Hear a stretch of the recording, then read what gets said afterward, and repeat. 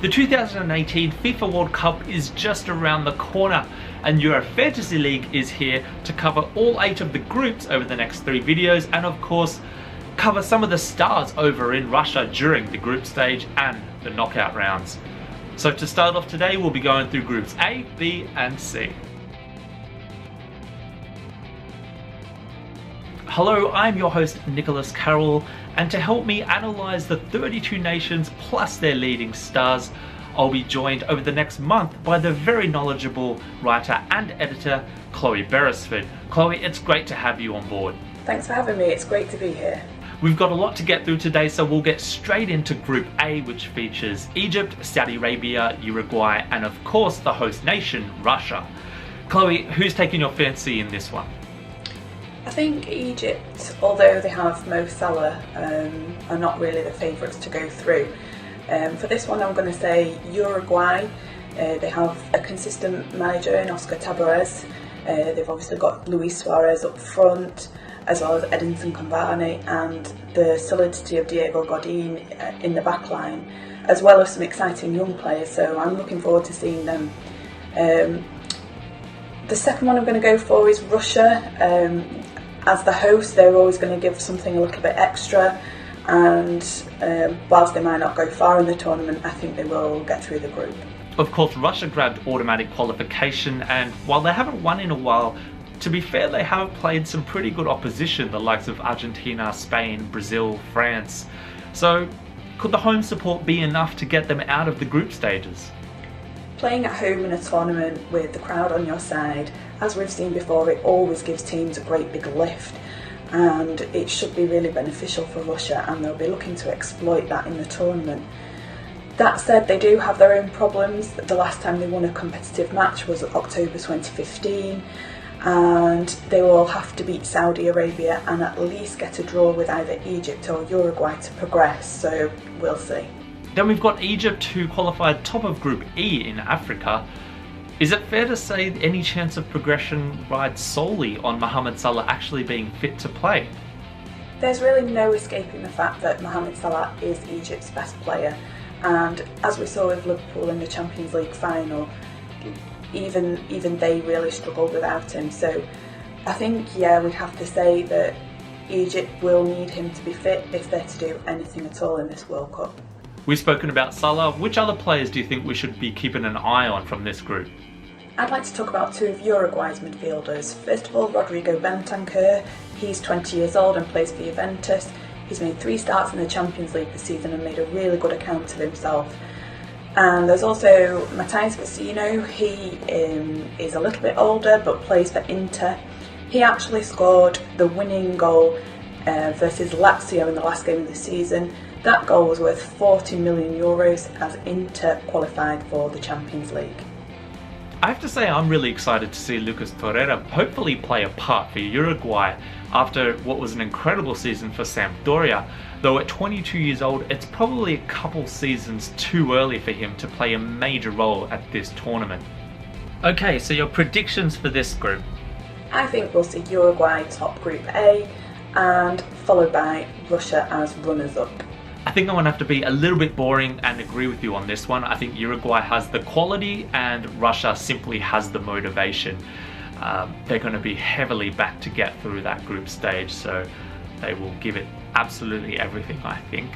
With that, we'll move straight on to Group B, where there is Iran, Morocco, Spain and the current European champions, Portugal.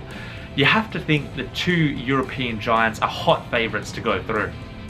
Yeah, of course. With no disrespect to Iran and Morocco, I can't see anything else other than Spain and Portugal going through.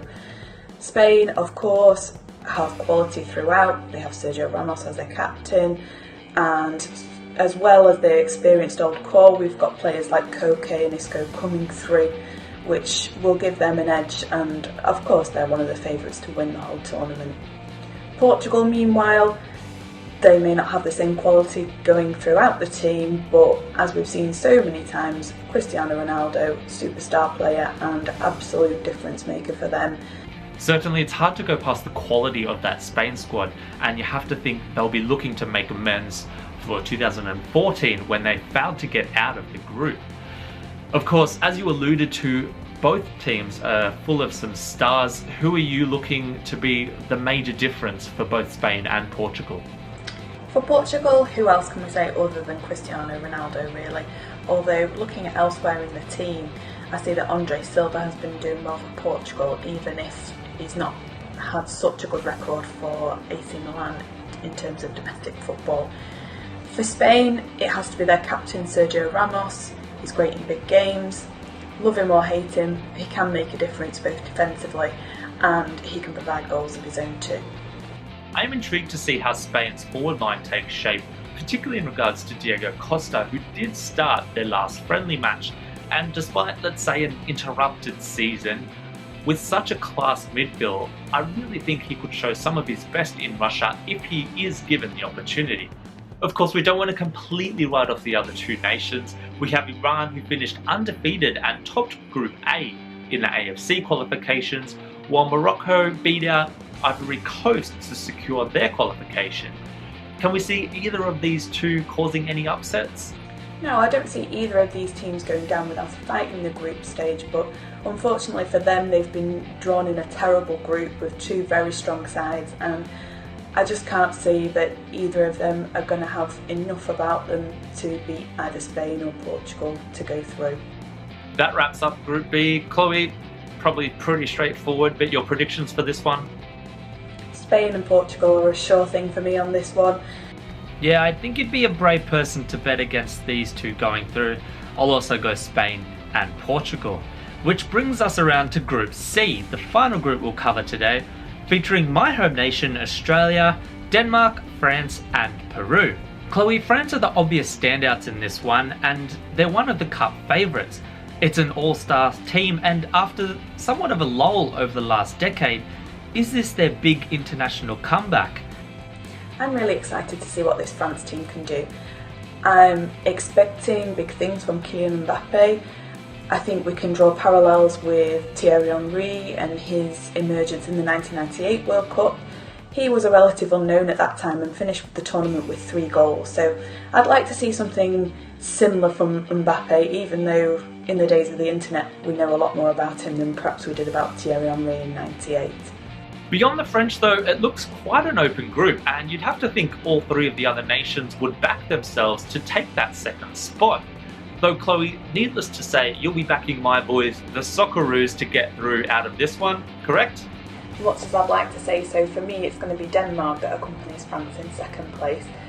They've dropped Nicholas Bentner and they don't have an out-and-out striker as such, but for me I'd be looking out for Tottenham's Christian Eriksen to make an impact in this tournament. I think all 3 of the teams have players which can produce something out of almost nothing.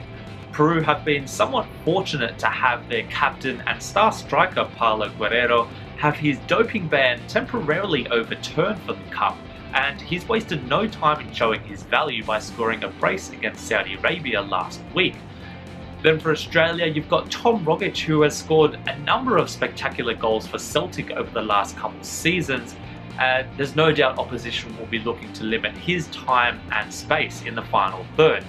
Chloe, you've pretty much alluded to it, but your predictions for the teams that will go through out of this group? Yeah, for me it's going to be France and Denmark for this group, but you never know, Australia might just bring us a surprise.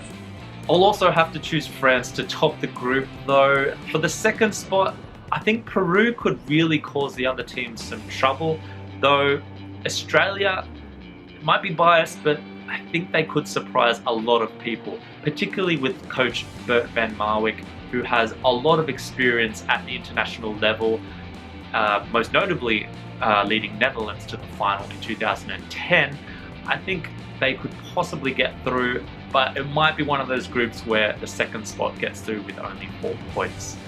That does it for groups A to C, though we'll be back to analyse the remaining 5 groups in the coming videos. Chloe, thanks for joining us today, and we'll see you soon. Thanks for having me on, really enjoyed it. In the meantime, keep up to date with all the latest football news at EuroFantasyLeague.com.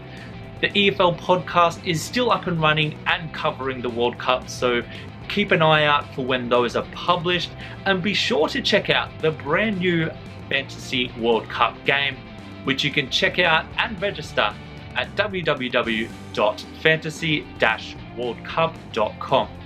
Links for all those are below. Otherwise, we'll see you next time.